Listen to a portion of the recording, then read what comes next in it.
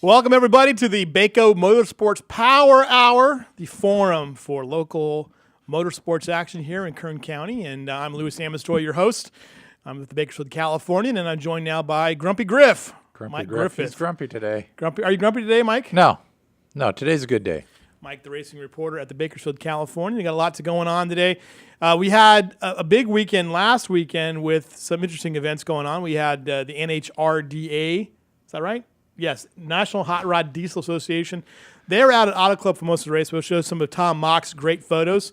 And we also had some great racing, some USAC midget action out at Bakersfield Speedway. You weren't there, but we'll have Scott Schweitzer on the phone in the next segment. And then the final segment today, we'll have Steve Hughes will be in to talk about what's going on at Kern County Raceway Park this weekend as they formally open. Even though they really did open in last month, they actually formally open this month, and that's where we're at. By the way, the show is brought to you by the Bakersfield Californian. We've been covering racing since the beginning, and this is show number 5, believe it or not, Mike Griffith. And follow us on Facebook, by the way, on the Bako Motorsports Power Hour. We just had a guy named John Spain Howard became a friend of the show on the Facebook page. Yeah. And if you go on I would say relationship to Nick, the could sport be. mod driver. That's a great last name. Spain Howard. Spain Howard's a great last name. That is a fantastic name. You know why? Because it's totally you can totally remember it, and it's easy to spell. It doesn't fit well in a one-column headline. No, it does not. Yeah, forget that. That guy over there, he won that race. This guy won the race. But great stuff there. So thanks to John Spain Howard for becoming a friend of ours. And I was going to say that if you want to go onto the Bako Motorsports Power Hours Facebook page, I just counted this the other day, Mike. We have posted 102 videos on that page since the first of the year, which basically means since March. Well, yeah, we had all the little kids in here for the media days. That's right. Right. So, all right, let's get to the show. We got to talk about Kevin Harvick. Did he do something? He did something, And okay, here's the deal. I'm starting to watch this racing stuff now, about every weekend. Okay, and I'm starting to figure it out a little bit. Now, I have to say this, that it is often met with some objections from the women in my household, because before I moved to Bakersfield, we didn't have any of that stuff in our house at all. So that was that. So now I'm watching it, and I'm starting to get it now, because I realize now, based off of the Auto Club 400, that you race really fast, you're up in position to win, and then some guy in the back screws up late in the race. And that clears the way for someone like Brad Keselowski to win a race. Yeah, it's just amazing. You're sitting there thinking it's going to be Harvick or Busch win this thing, and then you get a wreck and a green-white checkered, and Keselowski goes in, gets 4 tires. He starts about 17th, and you get going, and then there's another incident and another green-white, and all of a sudden he's sitting about 7th or something. He's got 4 fresh tires, and all of a sudden he shoots to the lead, and the guys who probably should have, would have, could have won are finishing second and third, right. and he's getting the win, but that's racing. It's the way it goes. But Kevin Harvick, though, we have some pictures of the Kevin Harvick's latest deal. By the way, this is our page. Check out our page. It'll be tomorrow's newspaper every Thursday in Bakersfield, California. It's great. I love what we're doing with it. It makes me very happy to see it. I know because Mike has to do the work. It makes me even happier. And but here it is, a near miss. Late restart clears the way for Keselowski, but Harvick, I thought was going to win this race. Yeah, I thought he was going to win the race, especially on that last green-white checkered. I thought he was going to come up there and get Busch and get the win, and then you had the other one come out, and it's just the way it goes sometimes. I mean, he certainly wasn't unhappy with what happens. Yeah. He took another second-place finish, so that's right. Like eight in a row, first or second. It's incredible, though. It's like we said the streak was snapped. Well, really, it was the winning streak snapped, but he really was in position to run away with this thing. And it was funny. I was talking about how my wife and my daughters hate it. See, there you go.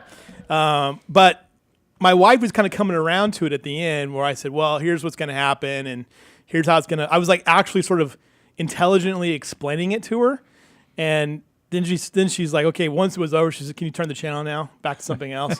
But anyway, so Harvick got through, but I really thought he was going to win the race, and it was nice to see how he kind of responded to it. But on Saturday in the Xfinity race, talk about that too. He dominated that race too, and so he's just on this incredible streak. How would you compare it, Mike? I think Steve Lynch pointed out Jeff Gordon several years ago, early in his career, had an incredible streak of wins and high finishes, and much like that. I mean, he's just everything's working right now. Right. As people have said, they found a little something. They're ahead of the game, and everybody's going to catch up at some point. So you just take it and ride the momentum as long as you can, because it's racing. Something's going to happen. He's going to go out. He's going to cut a tire. He's going to get involved in somebody else's mess. Right. An engine may go. Something's going to happen. It's going to end, and he's going to get so you ride it while it can, and you enjoy it, and you realize it's something special. All right, let's go to the next couple of slides here. We got a lot to go. Here's Harvick by the numbers. Led 34 laps on Sunday, 3 times in the lead. The lowest was his lowest placing in the race, and he won a cool $260,000 for his efforts on Sunday. Not a bad day for him, huh? Not a bad day. Okay, all right. Let's go to our next series of slides here, and Bakersfield this last week, because they were in Fontana, was really kind of at the center of the universe for racing. Let's go ahead and listen to the Casey Mears clip here. Casey Mears finished 23rd at Fontana. Casey won with this one. Yesterday, we had Kevin Harvick, Jeff Gordon, Ryan Reed, all in the media center with media availability, and just talked about how many drivers are now racing in NASCAR from the state of California. Why do you think that is, and how special is it to come home to have the NASCAR Sprint Cup Series racing in California? Yeah, well, I mean, California's a big state, so there's a lot of options for a lot of people to be involved in motorsports, but it's a big racing community. It's funny because you can get in the heart of LA sometimes, and maybe it gets a little bit lost, but when you get to the outskirts and the surrounding towns of some of the major cities, there's a lot of racing going on, and it's funny to know that there's actually 3 guys from Bakersfield in the NASCAR at these levels. So it's cool to see that. Obviously I raced with Harvick a little bit. He was always a class ahead of me just because of his age and go-karts and stuff like that. But it's funny because my sister-in-law actually babysat Ryan Reed. So it's a small world. I didn't think that I'd be in this series and see a kid come up from my hometown that my sister-in-law babysat. So it's cool to see his success at Daytona, and obviously Harvick's had an amazing last year and continuing to have a good year this year. So hopefully I can start getting our stats up there, and we can make it a 3-way there. Well, we wish you the best of luck. So that was Casey Mears. That was Saturday before, after the practice sessions, I believe. And go ahead, Mike. But this is nothing new. I mean, It's new for NASCAR, but if you go back to IndyCar in the 80s, where you had Rick Mears, you had George Snyder, and then Roger Mears for a couple of years, and Scott Atchison raced for 2-3 years at the IndyCar level. So you had Indy 500, 33 starters one year. 3 of them were from Bakersfield. So Right. Bakersfield has a long history of this. So, and then let's listen to Ryan Reed talking about a little bit more of that theme. Here's Ryan Reed. Did they stop comparing you with Kevin Harvick? It's cool. I think, if we're talking about just hometown, it was great to see the support from Bakersfield and everyone there and all my friends and family. And it was just a lot of fun. I'm actually going to go back home after my race on Saturday and catch up with some friends and family. And I know Kevin was there earlier this week. So, there's a lot of pride coming from Bakersfield. There's a huge racing community, and we're all really proud to be from there. And having Casey be from there too, Casey Mears, it's just cool to see how many racers have come from that area. All right, Kevin Harvick was in town last week as well, giving a major donation to the Boys and Girls Club of Kern County. And let's hear Kevin Harvick talking about Bakersfield.